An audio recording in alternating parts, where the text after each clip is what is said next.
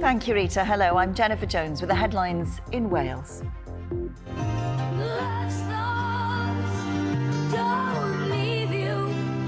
Described as one of a kind who was loved by millions, thousands gather from across the world for the funeral of Bonnie Tyler. I used to work in Woodies over there where Neil Sparrows, and she used to work in the fruit shop there.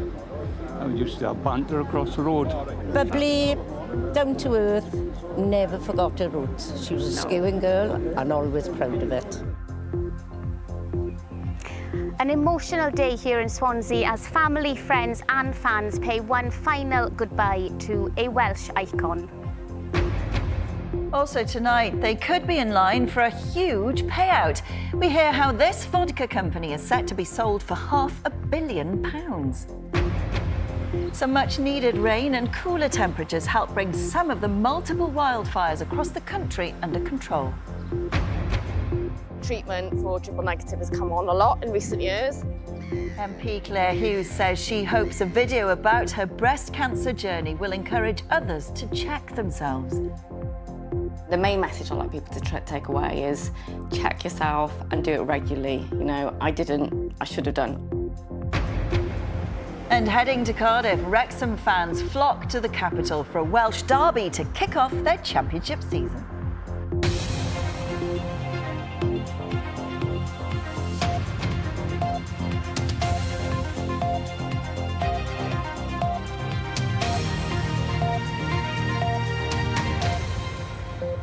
Good evening, noswaith chi. Thousands of fans lined the streets of Swansea earlier to say their goodbyes to Bonnie Tyler as the funeral of the much-loved singer was held in the city. On an emotional day, tributes were paid to the iconic artist from band members, friends and those who knew her best. Following the service, her coffin was taken to her birthplace of Skewen for private family service. Our reporter Amy Thomas has been following events throughout the day and she joins us now from Mumbles. Amy. Yes, good evening, Jen. I'm here in Mumbles, the place where Bonnie Tyler called home and a place where she really was a part of this village. Now, we've seen those photos from the weekend where thousands of people came out here to pay their respects as her coffin made its way through the village to her home on Mumbles Road. And I think that's really been a theme of the tributes I've been hearing over the past few weeks, that despite being this global superstar, here she was Gaynor Sullivan, someone that people felt like they knew and someone who people could go and speak to when they were out and about. A day full of emotion in Swansea as family, friends and fans of Bonnie Tyler came together to say one final goodbye. Bonnie, whose real name was Gaynor Sullivan, died last month at the age of 75 following an illness. Today, a service of remembrance was held at Swansea Minster, with those not inside the church able to follow proceedings on a big screen in the city centre. A turnout fitting for a global superstar behind some of the biggest songs of the 1980s. Bonnie was an inspiration to so many people, and to see this, it's just like such a lovely community for everyone to come together. When she first came out, as far as I was concerned, she was queen of pop, full stop, no arguments. I've got all her albums at home. She was a lovely person, and she loved Swansea, she loved Wales, and she was an ambassador. For generations of fans, her music became part of the soundtrack to their lives. From Total Eclipse of the Heart to Holding Out for a Hero, Bonnie's unmistakable voice made her a star around the world. People of Swansea didn't realise just how famous she was around the world. And you know, people would come up to her in Mumbles and say, "Gaynor, you still singing a bit?" And she'd go, yeah. And she might have come off a massive tour of Europe with amazing European stars. But she didn't make people feel silly. She'd smile and, you know, she knew how good she was as well. She was quite loud, so we'd get to a show or something and I'd see her right backstage and she'd shout, "Grace!" you know, in this Welsh voice and everything, and then we'd have a hug. And she was always a laugh, you know, and always great fun. And there were plenty of personal touches to her final journey. Her coffin was designed by her family to reflect her passion for music, a microphone and a treble clef engraved on either side, while at the foot was a pair of wings taken from one of her stage jackets. The service was full of stories about her personal life, with songs from Only Men Allowed. A choir Bonnie Tyler had previously performed and recorded with. She was just so down to earth, you know. She was literally kind of like girl next door, never forgot where she came from, was a true advocate of her hometown and Wales in general. And as I mentioned in the service, a legend, yes, a star, but certainly not a diva, you know, and I'll remember that fondly of her as well. After the service, the procession made its way to Skewen, the birthplace of Bonnie Tyler, for a private family service, with yet more fans and old friends lining the streets. Bubbly, down to earth, never forgot her roots. She was a Skewen girl and always proud of it. I think everyone knows Bonnie, but I grew up with Bonnie songs, and I think because she's from Skewen and I lived Skewen, I just wanted to pay my respects to, you know, an icon of the area. I used to work in Woodies over there where Neil Sparrows, and she used to work in a fruit shop there. And we used to have banter across the road. For a woman who spent decades performing to audiences around the world, Bonnie Tyler was remembered today as someone who never forgot her roots and always found time for those who helped her reach the top. If we were travelling away, so we were doing a gig on a Saturday night, on a Friday night she would want everybody to get together. So there'd be dinner, so that'd be the band, that'd be the crew, she'd be holding court, and there were evenings that went long into the night, amazing food, lots of stories and jokes. She was a really funny lady. She wanted to hear what everybody else was up to. I'm going to miss playing those songs and walking on those stages. Primarily, I'll miss her because she really was a truly lovely lady.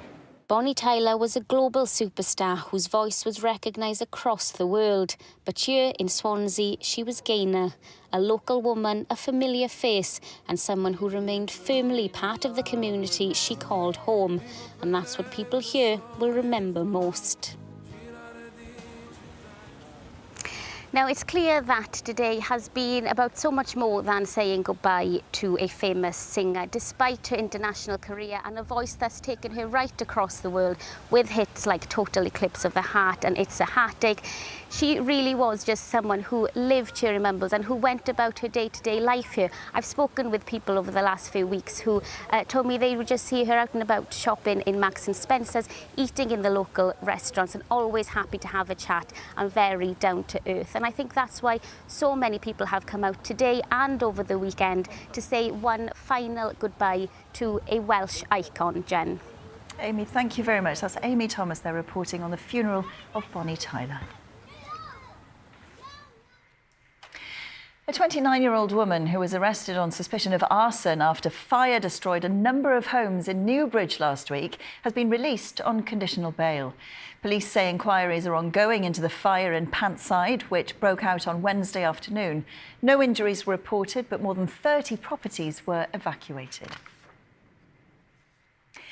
Now, one of Wales's biggest business success stories is about to change hands and is expected to earn its young co-founders more than £100 million each. Swansea-based AU Vodka, which is famous for its gold bottles and celebrity endorsements, is being sold in a deal said to be worth around £500 million. Well, our business correspondent Hugh Thomas has been following the story. Hugh, this sounds like a significant amount of money. So what more do you know about this deal? I mean, this is a huge moment for what is one of Wales's biggest success stories of recent years. Now, AU Vodka, a brand which was founded just over a decade ago by two school friends who grew up together, Charlie Morgan and Jackson Quinn. They set it up, but also they did it in a way which tapped into a real kind of zeitgeist. They set up a brand which was covered in gold, but also appealed to people on social media. They roped in YouTube stars to promote it and to do partnerships. It has been spotted now by a big American firm called Sazerac. Now, they are buying AU Vodka in a deal which is reported to be worth £500 million. And now reports that the two founders, Charlie and Jackson, we saw that they will walk away with over £100 million each as a result of this deal. Now, when I went to their headquarters last year, they were very much talking about breaking into the American market. They were already making great strides there. It seems they have done that. They've caught the attention of this big player who is now buying them. But it's particularly notable that what you have here is a Welsh company based in Swansea, but has managed to build this huge international reputation by essentially going viral a lot of times on social media and by moving on now to be part of a bigger group, it means they will get even more sales and a much bigger name for the brand, at least. So the deal is imminent. What are the young co-founders likely to do next? Well, what would you do with 100 million quid fresh in the bank? I mean, that's another question. We probably won't get the answer to that straight away. We know that the company itself will become part of this big multinational drinks seller. So it's likely to mean a big boost in terms of the brand of AU vodka appearing around the world. We don't know what it means, for instance, for the office in Swansea, around 80 or so staff employed by AU vodka. And we don't know yet whether the founders will stay with the company or step away immediately. It varies case by case with these things. But whatever they do next, they've certainly got a big war chest to invest if they want to keep on doing that. Well, absolutely. Thank you very much, Hugh Thomas there. Now, firefighters have again been tackling wildfires across the country, but some much-needed rain and slightly cooler temperatures has seen some of the fires come under control, bringing welcome relief to fire crews and communities. In a moment, we'll hear about concerns for air quality following those fires. But first, this report from Stephen Fairclough. Fires across rural areas and valleys in Wales have been putting the emergency services under strain for weeks. South Wales Fire Service is treating it as a major incident, with many seats of fire still being fought and monitored. The army is being used to support firefighters, creating fire breaks and clearing vegetation, with their effort currently focused at ongoing incidents at Treherbert, Cwm near Ebbw Vale and Dowlais in Merthyr Tydfil. This hillside in Treherbert was ablaze at the weekend, with smoke filling the valley. I've got asthma and I like to leave my windows open to get the air in. And I woke up in the morning and that's all. I could smell the smoke and it was coming from Treherbert up there. You couldn't have walked, it was in the back of your throat, and we just closed all the windows and doors, and then sort of by late afternoon, it was still in the air, but it wasn't as bad.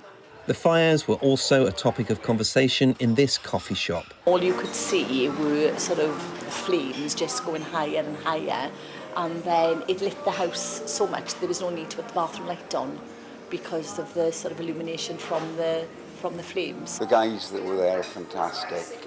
Out front of us was a unit from Manchester. Other end of the street there's a unit from Cardiff, Merthyr, Nice, Maesteg, London, Central Fire Brigade. The response has been phenomenal. And for some of those guys, they've never seen a mountain. For others, like the owner of the shop, they also have worries for loved ones who are fighting the fires. My partner is a firefighter, so obviously he's been out a lot recently, days and evenings. Sometimes I've thrown more dinners in the bin this week than I can count. Yeah, and it's always a worry, isn't it, when you know that somebody's out fighting these fires. It's very unpredictable, the wind can change, they're out for hours at a time, you can't always get in contact with them to see how things are. Yeah, so it has been quite a stressful time. In the last week, police have arrested a number of people on suspicion of arson at different locations in Wales. The official opposition in the Senedd Reform have said that the Plaid Cymru government should have asked for the support of the army earlier in the summer. Labour have called for the Senedd to be recalled. The Welsh Government has said there will be a summit to tackle the whole issue of wildfires, which will be convened by the First Minister later in the year. This fire, which is still smouldering, is now under control, and it is one of so many that have blighted the Welsh countryside across this summer. The hope is that rain, which is forecast for the next few days, will at least provide some respite. Stephen Fairclough, BBC Wales Today, Treherbert. Well, as we were just hearing, there have been warnings about the impact the wildfires this summer have been having on air quality in the affected communities. Well, Matthew Richards has more.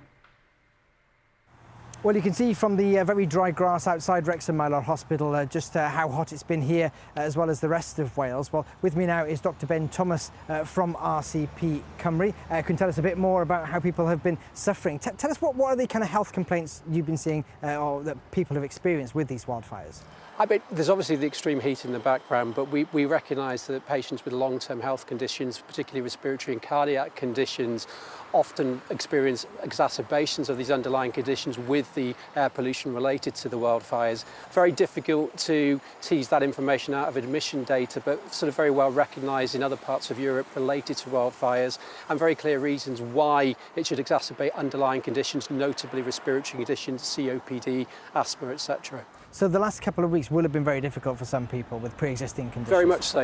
You know, we've got to recognise that air pollution is here throughout the year, but obviously these wildfires have exacerbated it in parts of Wales, and you know, I think we need to be more resilient and prepare for more extreme weather events and more extreme heat in the future. So I think what I've recognised over the last couple of months is that these wildfires may be a recurrent theme during our summers in years to come. And of course, it's not just the patients, it's the staff as well. Some of your colleagues will have been experiencing very high temperatures. Are the buildings perhaps set up to cope? I mean, I think we all recognise that the NHS infrastructure is in need of a refresh, and you know, the buildings just aren't designed for extreme heat, and I think we need to build that resilience into the NHS infrastructure, into the NHS buildings. We need to recognise that we are going to have extreme weather events in the future, notably heat waves, which is not something I'd associate with sort of North Wales in particular. I mean, we're coming to the end of what seems to be the most serious wildfires now, but what is your health advice for people who are concerned about smoke inhalation? I think it's general advice. I think, you know, closing windows where possible, but except in extreme heat, the first thing we want to do is open our windows. Trying to probably avoid exercising excessively in that heat, because clearly it's the inhalation of the small particulate pollutants in particular that exacerbates these conditions. So sensible things, and I think just checking in on each other, recognising that people with long-term health conditions, notably COPD and asthma, may be experiencing problems, and just assisting. So I think sensible, common sense things that people will do naturally, but closing windows where possible may be counterintuitive in some levels, but certainly one way of actually trying to protect against the air pollution from the wildfires in particular. OK, Dr. Byrne-Thomas, thank you very much. Well, as I say, the worst of the wildfires may be over, but it looks like this is a problem that could come back to us every year. Yes, Matthew Richards there. You're watching Wales Today, still to come. Wrexham fans head to Cardiff for a much anticipated Welsh derby to kick off their championship seasons. And after weeks of dry weather and heat waves, the weather is turning more unsettled and cooler this week, with low pressure bringing some much-needed rain and showers. I'll have the latest forecast.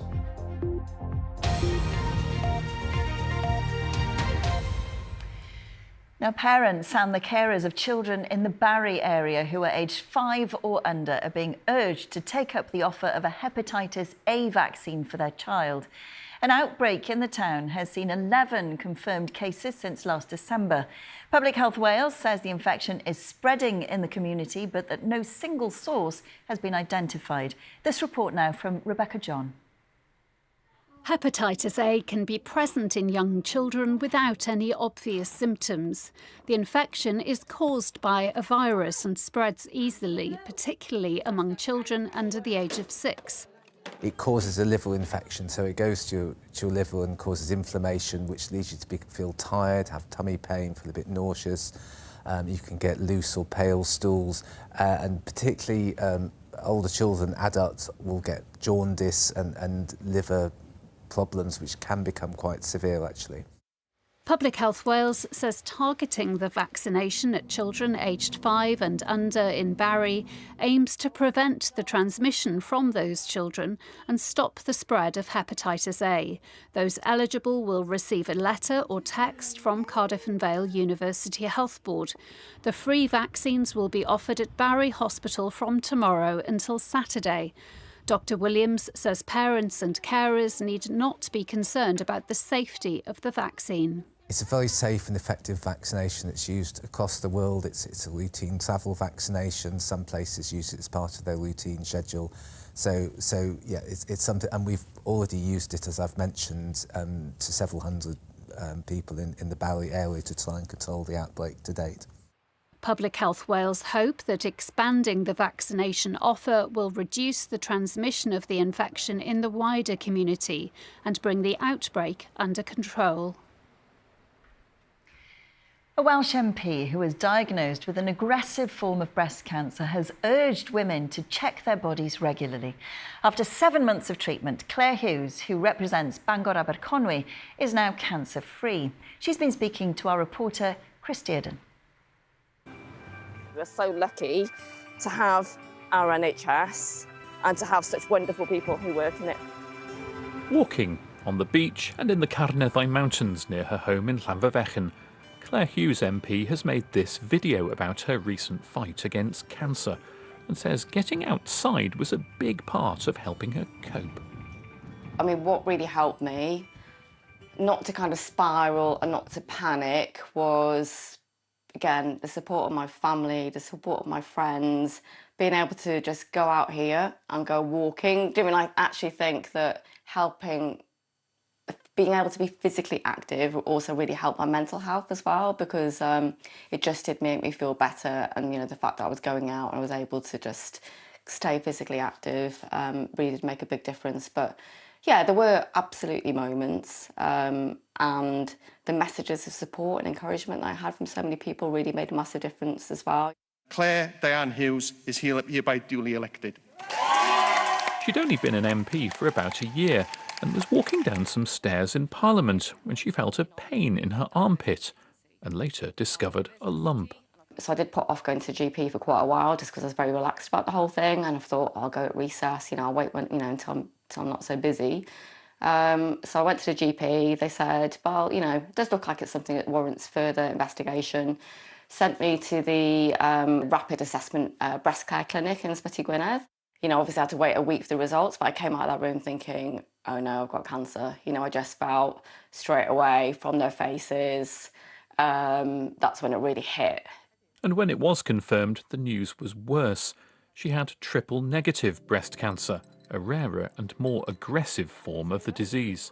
I ended up having 2 surgeries and then 6 chemotherapy sessions and then radiotherapy at the end. It was just a whirlwind, and I think it would be the same for anyone. You know, life's turned upside down overnight. You know, the main message I'd like people to take away is check yourself and do it regularly. You know, I should have done. Absolutely, I did not take it seriously enough. So check yourself, do it regularly. If you do see something that's changed or anything you notice is different, just go see your GP. And she's now back working in Westminster, though she jokes she still doesn't have as much hair as this time last year. She says breast cancer is still one of the biggest killers of women under the age of 50, and the reminder to check your chest is something she can't stress enough. That was Claire Hughes there speaking to Chris Dearden.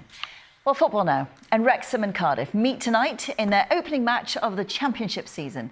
Last season saw Cardiff gain promotion back into the second tier, while Wrexham narrowly missed out on the playoffs.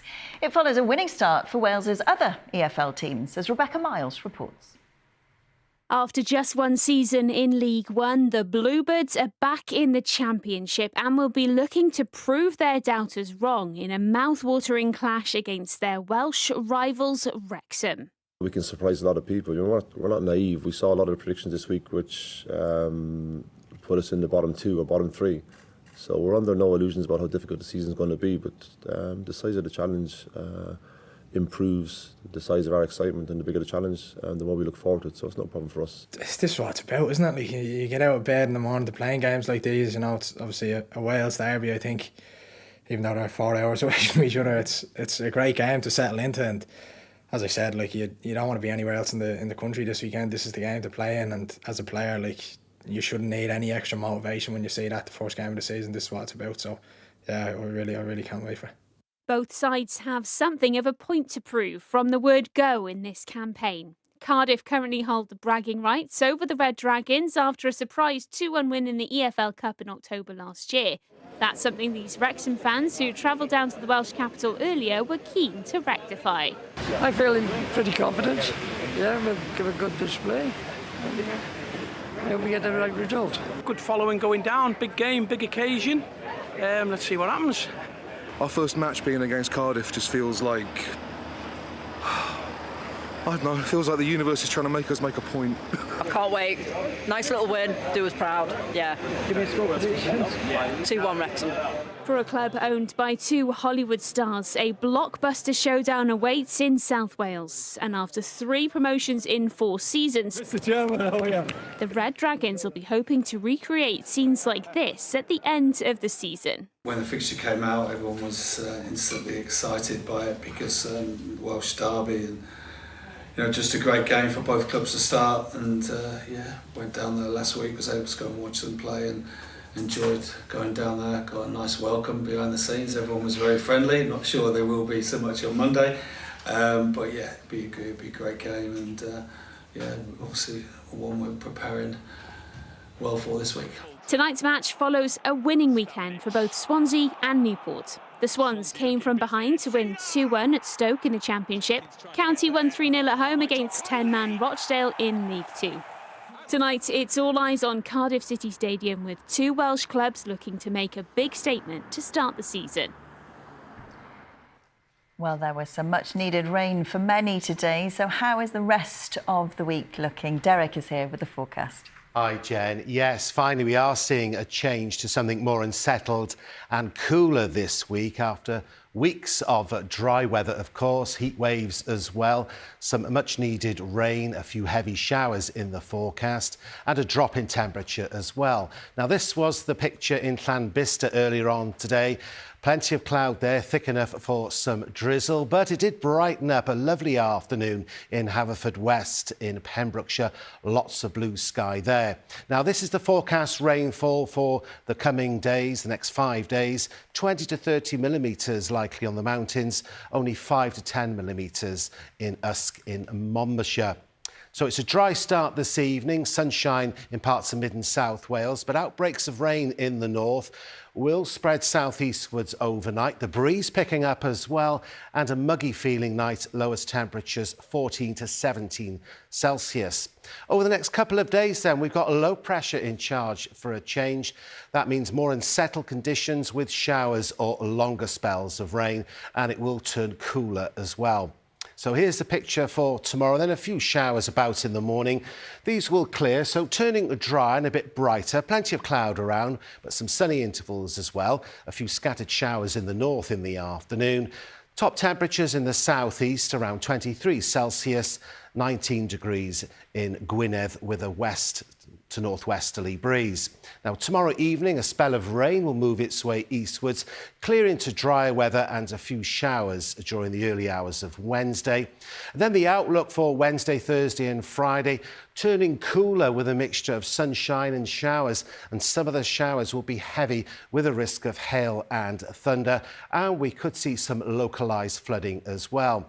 On into the weekend, it is looking drier and more settled again with some sunny spells. Cooler too, especially at night. So the second half of August, changeable with some rain and showers. Still some sunny spells as well. Jen. Derek, diolch yn fawr, thank you. Lily Hewitson will be here with the headlines at 10:30, but for now, have a good evening. Bye-bye.